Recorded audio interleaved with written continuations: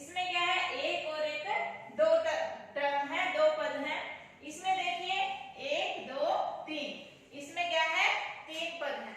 ऐसे ही कितने भी पद हो सकते हैं, उसे हम क्या कहेंगे, बहुपद, जिसमें बहुत सारे पद हो। अब आपको एक तो ये कांस्टेंट टर्म्स दिख रही होंगी, 5 न्यूमेरिकल टर्म्स, एक आपको x दिख रहा है या फिर y दिख रहा है। ये क्या है, जैसे 5 है, 4 है, 2 है, ये आपकी क्या है, कांस्टेंट टर्म्स है। और ये x जो है ये क्या है, आपका वेरिएबल है जो बदलता रहता है।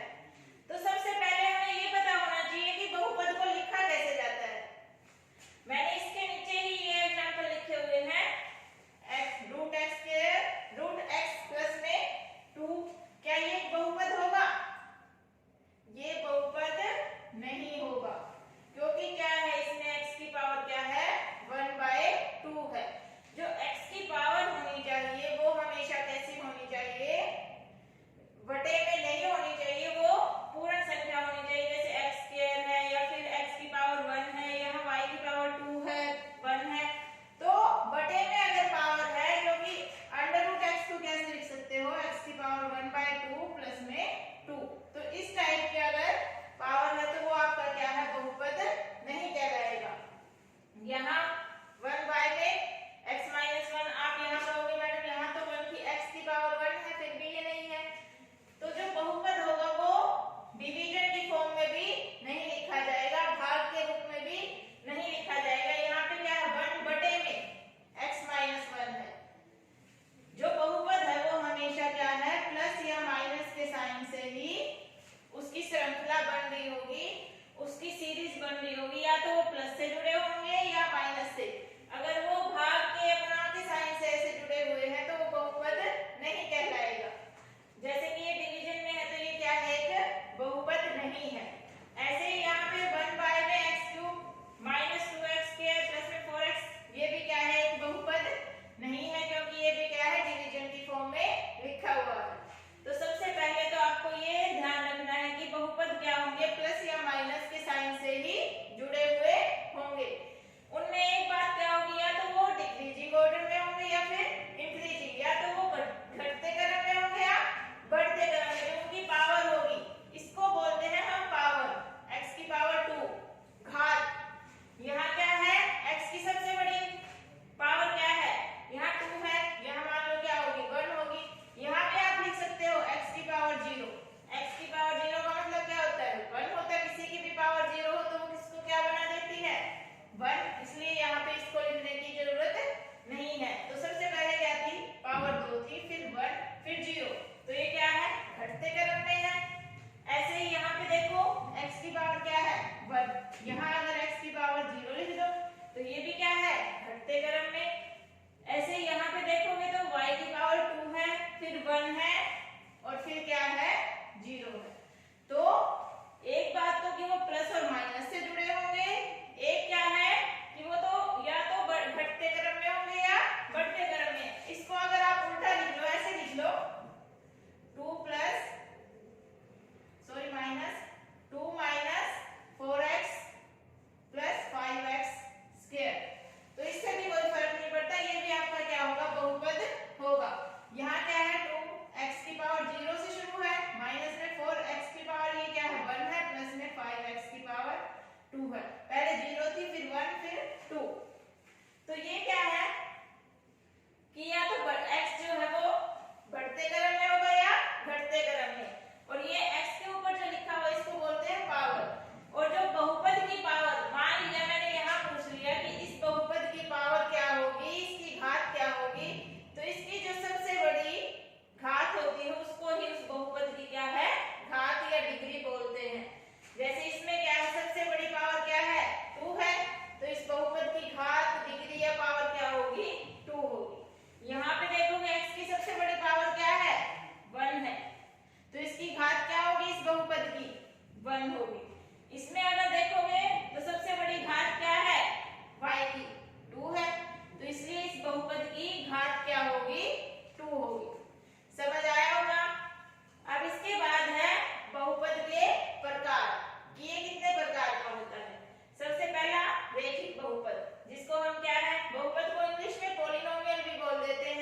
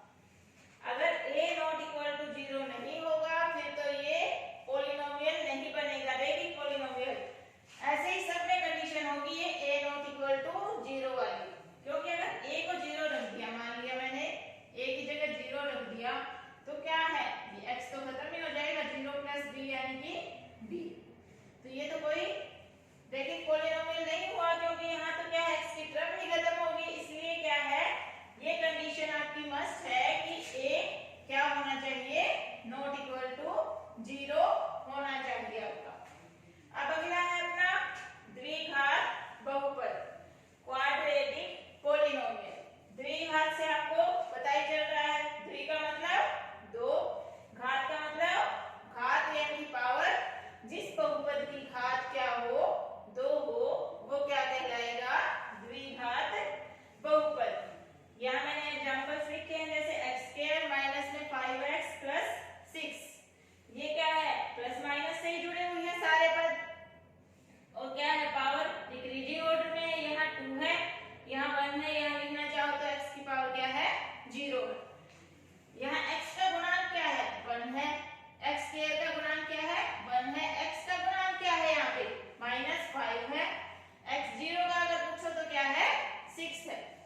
तो यहाँ पावर अगर देखोगे इनमें सबसे बड़ी इसकी x की पावर क्या है 2 है ना, तो इसलिए ये कौन सा पॉलिनोमियल है, द्विघात पॉलिनोमियल है। यहाँ पे अगर इस पॉलिनोमियल में देखोगे, इस बहुपद में देखोगे तो सबसे बड़ी घात क्या है 2 है, तो इसलिए ये भी कैसा पॉलिनोमियल होगा, क्वाड्रेटिक पॉलिनोमियल यानी कि द्विघात पॉलिनोमियल। इसकी जनरल फॉर्म क्या होगी, px equal to ax² plus bx plus c, क्योंकि द्विघात यानी कि जिसकी घात क्या होगी 2 होगी, ऐसा बहुपद। तो यहाँ पे भी क्या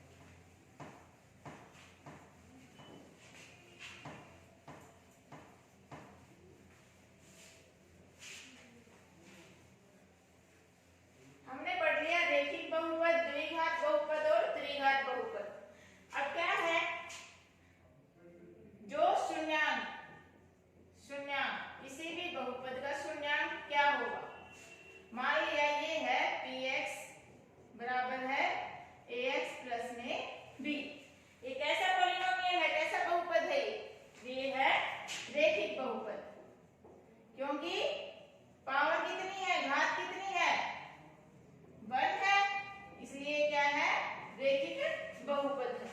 तो इसकी जो है, इसका शून्यांक कितना होगा, 1 होगा।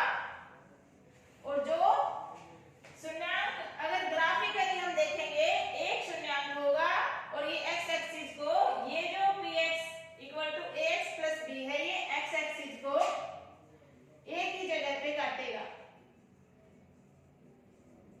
एक जगह पे।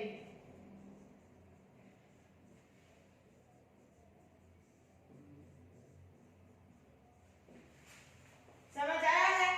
इसी तरीके से यहाँ पर अगर px बराबर क्या है, ax square plus bx plus c, यानी कि द्विघात बहुपद। द्विघात बहुपद की जनरल फॉर्म यही होती है ना,